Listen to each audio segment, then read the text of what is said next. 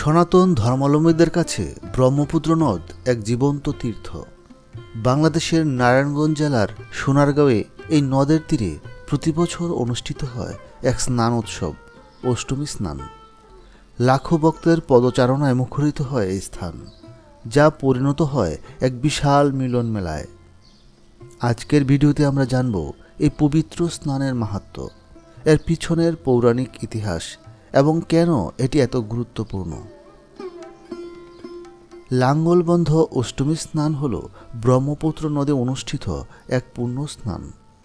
চৈত্র মাসের শুক্লা অষ্টমীতে এই স্নান অনুষ্ঠিত হয়। ভক্তদের বিশ্বাস, এই পবিত্র দিনে ব্রহ্মপুত্র নদে স্নান করলে জীবনের সমস্ত পাপমোচন হয় আর লাভ হয় অক্ষয় পূর্ণ। পূর্বপুরুষদের আত্মার মঙ্গল কামনার জন্য এই স্নান অত্যন্ত ফলপ্রসূ বলে বিবেচিত হয়। এই দিনে দেশ বিদেশ থেকে হাজার হাজার ভক্ত এখানে ছুটে আসেন। সনাতনীদের বিশ্বাস, এই পবিত্র জল ভক্তদের মন ও আত্মাকে শুদ্ধ করে এক নতুন জীবন দান করে। লাঙ্গলবন্ধ অষ্টমী স্নানের সঙ্গে জড়িয়ে আছে ভগবান পরশুরামের এক অত্যন্ত গুরুত্বপূর্ণ পৌরাণিক কাহিনী। ত্রেতা যুগে যমদগ্নি ঋষির পুত্র ছিলেন পরশুরাম।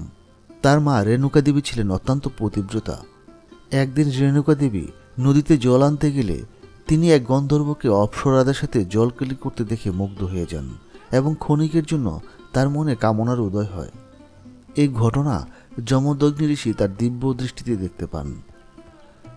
ক্রোধান্বিত হয়ে ঋষি তার পুত্রদেরকে মাকে হত্যার আদেশ দেন, কিন্তু কোনো পুত্রই রাজি না হওয়ায় তিনি তাদের ভস্ম করে দেন।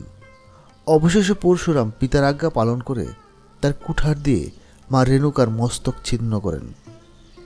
পিতৃ আজ্ঞা পালন করায় ঋষি পরশুরাম তাকে বর দিতে চান। তখন পরশুরাম মা ও ভাইদের জীবিত করে দেওয়ার বর প্রার্থনা করেন। যমদগ্নি মুনি যুগ বলে তার পুনরায় জীবিত করে দেন। কিন্তু মাতৃহত্যার অপরাধে পরশুরামের হাতের সে কুঠার চিরতরে লেগে যায় এবং তিনি ঘোর পাপের শিকার হন। এ পাপ থেকে মুক্তি পেতে তিনি পিতার শরণাপন্ন হন। ঋষি তাকে তীর্থ ভ্রমণের উপদেশ দেন। তিনি বলেন, তীর্থ ভ্রমণ করে যখন তোমার কুঠার হাত থেকে খসে পড়বে, তখন তুমি বুঝতে পারবে তুমি পাপমুক্ত হয়েছ। এরপর পরশুরাম বিভিন্ন তীর্থে ভ্রমণ করতে করতে হিমালয়ের পাদদেশে ব্রহ্মকুণ্ডে এসে উপস্থিত হন। সেখানে স্নান করার পর তার হাত থেকে কুঠার খসে পড়ে তিনি পরম শান্তি লাভ করেন। এই ঘটনায় পরশুরাম বুঝতে পারেন যে এই স্থানটি অত্যন্ত পবিত্র। তিনি দেখতে পেলেন ব্রহ্মকুণ্ডের জল লোকালয়ের দিকে প্রবাহিত হচ্ছে না, ফলে মানুষ এই কুণ্ডের পবিত্রতা থেকে বঞ্চিত হচ্ছে। তখন পরশুরাম তার কুঠার দিয়ে নাঙ্গলের মতো চাষ করে এই পবিত্র জলধারা ব্রহ্মকুণ্ড থেকে লোকালয়ে নিয়ে আসেন। তার লাঙ্গল চালানোর খনন পথ এই স্থানে শেষ করেছিলেন, তাই স্থানটিকে লাঙ্গলবন্ধ বলা হয়। চৈত্র মাসের শুক্লা অষ্টমীর দিনেই পরশুরাম এই মহৎ কাজটি করেছিলেন।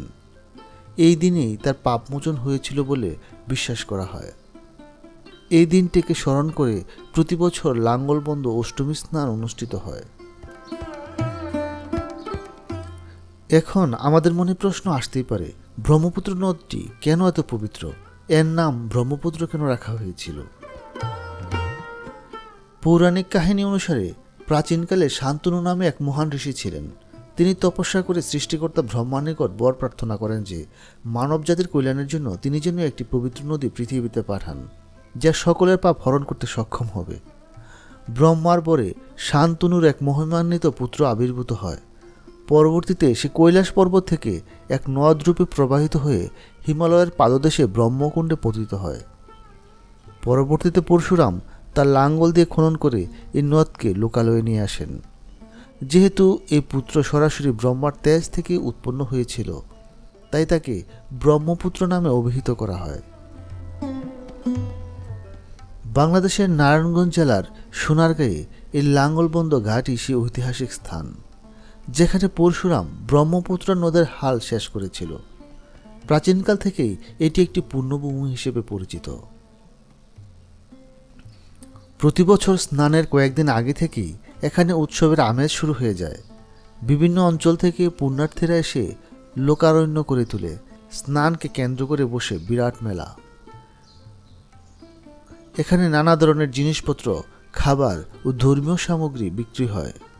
আগের দিন থেকেই শুরু হয় ভক্তদের সমাগম, আর অষ্টমীর শুভক্ষণে তারা স্নান করে ব্রহ্মপুত্র নদের পুণ্য জলে।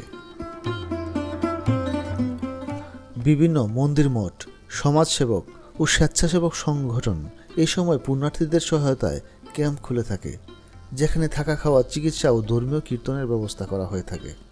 তেমনি সারা দেশব্যাপী পরিচালিত একটি সংগঠন জাগো হিন্দু পরিষদ। তাদের কার্যক্রম সম্পর্কে কিছুটা জানার চেষ্টা করি, চলুন। নমস্কার, আমি উজ্জ্বল কুমার ঘোষ, জাগো হিন্দু পরিষদ নারায়ণগঞ্জ মহানগরের সভাপতি। আমরা এখানে সেবা ক্যাম্পে দূর দূরান্ত থেকে আগত প্রত্যেকটা দর্শনার্থীদের চেষ্টা করি সাধ্যমতো সেবা দেওয়ার।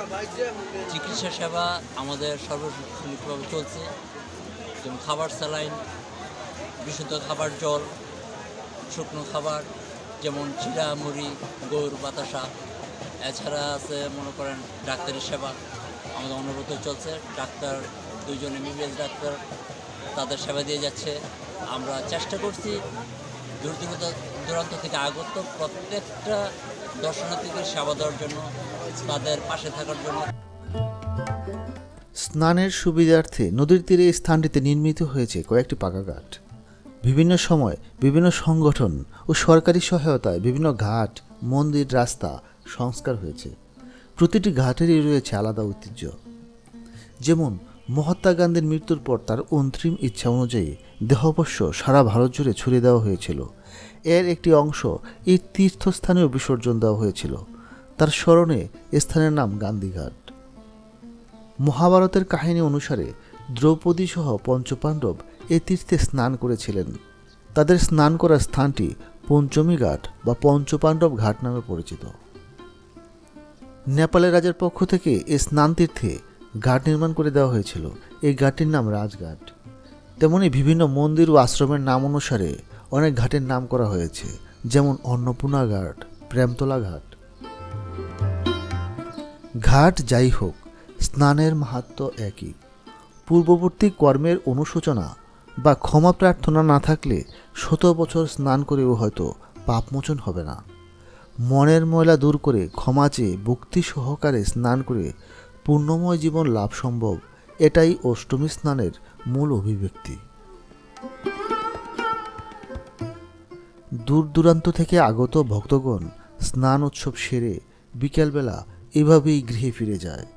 কেউ তাকিয়ে দেখে দূর দূরান্তে চলে যাওয়ার দৃশ্য। কারোর সাথে হয়তো কথাও হয়নি, অথচ সকলের জন্য কেমন যেন মায়া অনুভব হয়। একদিনের জন্য এসেছিল কত মানুষ, এই তীর্থকে করেছিল মুখরিত। আবার সকলের চলে যাওয়ায় কিছুক্ষণ পরে স্থানটি কোলাহলহীন, নীরব, বিরান ভূমিতে পরিণত হবে।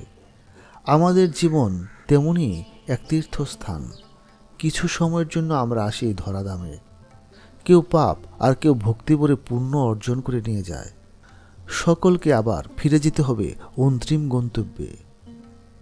এ স্নান আমাদের সকলকে পুণ্যময় জীবন দান করুক, এই কামনায় আজকের মতো শেষ করছি। কথা হবে পরবর্তী অন্য কোনো ভিডিওতে। ভালো থাকুন, ভালো রাখুন।